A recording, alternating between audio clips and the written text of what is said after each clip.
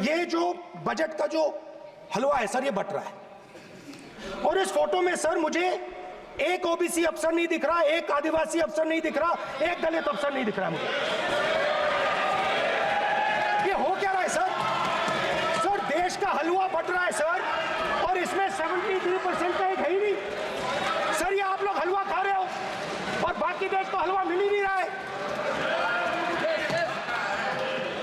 ठीक है सर, 20 अफसरों ने बजट को तैयार किया, हमने पता लगाया है। 20 अफसर, शांत हो जाइए प्लीज सर। 20 अफसरों ने, उनके नाम मेरे पास है, अगर आप नाम चाहते मैं दे दूंगा। 20 अफसरों ने हिंदुस्तान का बजट तैयार किया है। मतलब हिंदुस्तान का जो हलवा है 20 लोगों ने बांटने का काम किया है। अब स्पीकर सर, उन 20 लोगों में से 90% लोगों में से 90% लोगों में से सिर्फ 2 हैं, एक माइनॉरिटी और एक ओबीसी। और इस फोटो में एक भी नहीं है। मतलब फोटो में आपने पीछे कर दिया, फोटो में तो आने नहीं दिया आपने, कोई नहीं आ सकता। और मैं चाहता था कि बजट में जाति जनगणना की बात उठे, जो पूरा देश चाहता है। 90% हिंदुस्तान जाति, 95% जाति जनगणना चाहता है। कौन चाहते हैं? दलित चाहते हैं, आदिवासी चाहते हैं, पिछड़ा वर्ग चाहता है, गरीब जनरल कास्ट के लोग चाहते हैं, माइनॉरिटी चाहते हैं, सब चाहते हैं, क्योंकि सब लोगों को यह पता लगाना है कि हमारी भागीदारी कितनी है, हमारी हिस्सेदारी कितनी है। मगर सर मैं देख रहा हूं सर, सरकार हलवा बांटती जाती है, और बांटता कौन है? वही 2-3% लोग, और बंटता किसको है? वही 2-3% लोग। और बाकी हिंदुस्तान, 90% हिंदुस्तान देख। फाइनेंस मिनिस्टर मुस्कुरा रही हैं, कमाल की बात है। ये हंसने की चीज नहीं है मैडम, ये हंसने की बात नहीं है, ये जाति जनगणना है, ये जाति जनगणना है। इससे देश बदल जाएगा।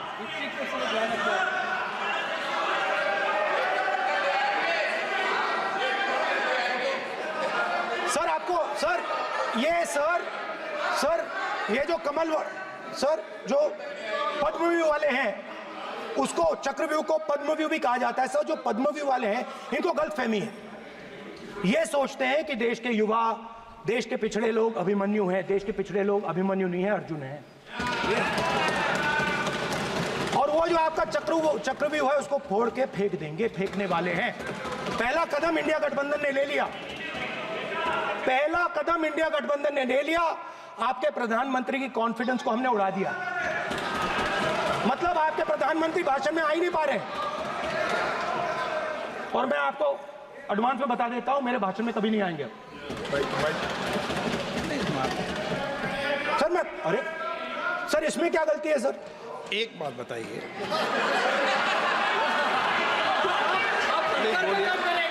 सर तो जो पद्मव्यूह वाले लोग हैं सर, जो कमल फॉर्मेशन वाले लोग हैं, उनको हिंदुस्तान का नेचर नहीं समझ आया। हिंसा, नफरत हिंदुस्तान का नेचर नहीं है, चक्रव्यूह हिंदुस्तान का नेचर नहीं है। हिंदुस्तान का नेचर अलग है। हिंदुस्तान के नेचर के बारे में अब मैं आपको बनाना चाहता हूं। हर धर्म में चक्रव्यूह के खिलाफ फॉर्मेशन होता है, हर धर्म में। माननीय सदस्य, आप जानते हो हिंदू धर्म में चक्रव्यूह का ऑपोजिट क्या होता है, जानते हो आप चेयर को एड्रेस। मैं बताता हूं सर। शिव की बारात होती है सर, शिव की बारात में कोई भी आ सकता है, किसी भी धर्म का कोई भी व्यक्ति आ सकता है, बारात में आ सकता है, नाच सकता है, गा सकता है, अपना सपना देख सकता है। सर गुरु नानक जी, सिखों की बात करी जाए तो सेवा करने से किसी को नहीं रोका जा सकता है, लंगर से किसी को बाहर नहीं फेंका जा सकता है। सर इस्लाम में कोई भी मस्जिद में आ सकता है, चर्च में कोई भी घुस सकता है, संघा में कोई भी आ सकता है सर। मगर इनके चक्रव्यूह में सिर्फ 6 लोग हैं सर। तो ये लड़ाई शिव की बारात और चक्रव्यूह के बीच में है। चक्रव्यूह तोड़ते हैं, हम चक्रव्यूह तोड़ने का काम करते हैं। मनरेगा, हरी क्रांति, आजादी, कॉन्स्टिट्यूशन, ये चक्रव्यूह को तोड़ने के काम हैं। इससे देश में खुशी आती है, डर मिटता है, कॉन्फिडेंस आती है। आप पद्मव्यूह चक्रव्यूह बनाने का काम करते हो। चक्रव्यूह शिव की बारात को हरा ही नहीं सकता है। आप अपने इतिहास को देखिए, आप अपने आप को हिंदू कहते हो, आप हिंदू कहते हो, आप हिंदू धर्म को समझते नहीं हो।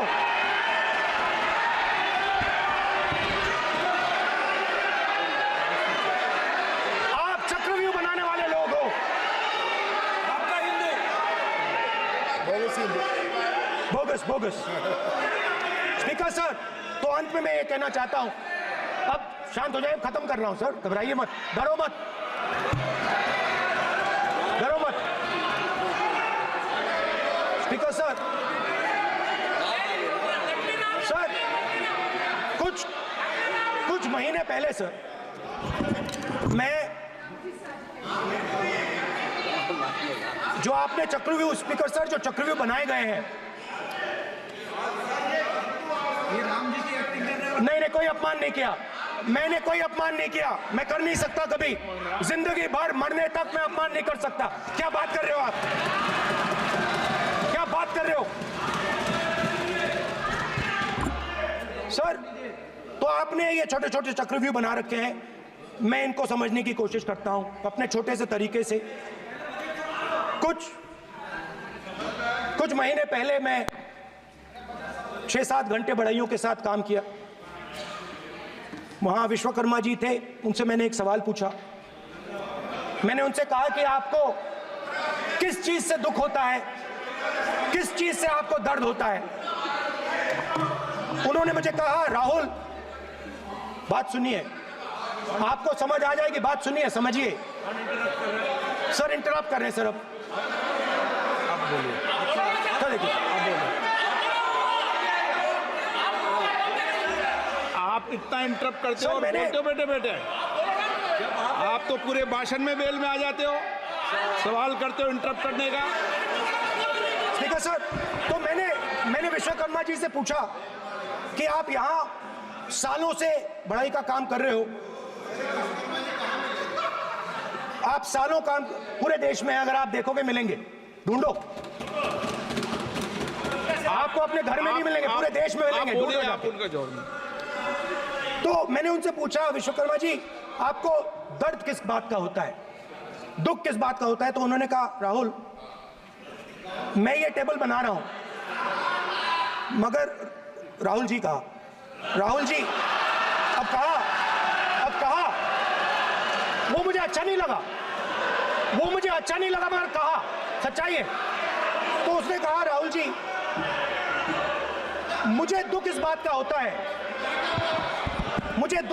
होता है कि मैं ये टेबल बनाता हूं, मगर जिस शोरूम में ये टेबल रखी जाती है उस शोरूम में मैं अंदर जा ही नहीं सकता। कुछ ही दिन पहले सुल्तानपुर के रास्ते पे मैं एक भाई के साथ, मोची भाई के साथ बैठा, उससे मैंने ये सवाल पूछा, आपको दुख किस बात का होता है? कहता है, राहुल जी मेरा सम्मान सिर्फ मेरे पिता ने किया था और किसी ने नहीं किया। तो मेरा कहना है सर, ये जो आपने चक्रव्यूह बनाया है, इस चक्रव्यूह से करोड़ों लोगों को नुकसान हो रहा है, दर्द पहुंच रहा है, और हम इस चक्रव्यूह को तोड़ने जा रहे हैं। और तोड़ने का सबसे बड़ा तरीका जिससे आप लोग डरते हो, कांपते हो, वो है जाति जनगणना। और जैसे मैंने कहा था कि इंडिया गठबंधन गारंटीड लीगल एमएसपी इस सदन में पास करेगी, वैसे ही मैं कह रहा हूं, आपको अच्छा लगे ना लगे, जाति जनगणना इस हाउस में, इस सदन में पास करके हम आपको दिखाएंगे।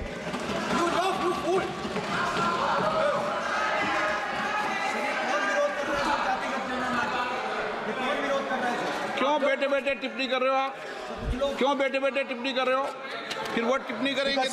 स्पीकर सर, जाति जनगणना से ये जो छोटे छोटे खांचे आपने बनाए हैं, ये जो आपने सिस्टम बनाया है, चक्रव्यूह का सिस्टम बनाया है, ये टूट जाएगा। और इसके लिए हम पूरा दम लगा के, पूरा इंडिया गठबंधन दम लगा के ये काम करेगा। धन्यवाद। जय हिंद।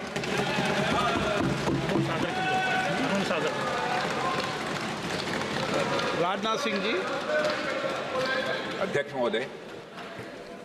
महोदय, नेता प्रतिपक्ष ने बजट के संबंधित जो भी भ्रांतियां पैदा की हैं, जब बजट से संबंधित जवाब देने के लिए वित्त मंत्री जी खड़ी होंगी तो उन भ्रांतियों को लेकर जो भी क्लैरिफिकेशन देना है, जो कुछ भी देश को संदेश देना है, वो अपनी तरफ से संदेश देंगी।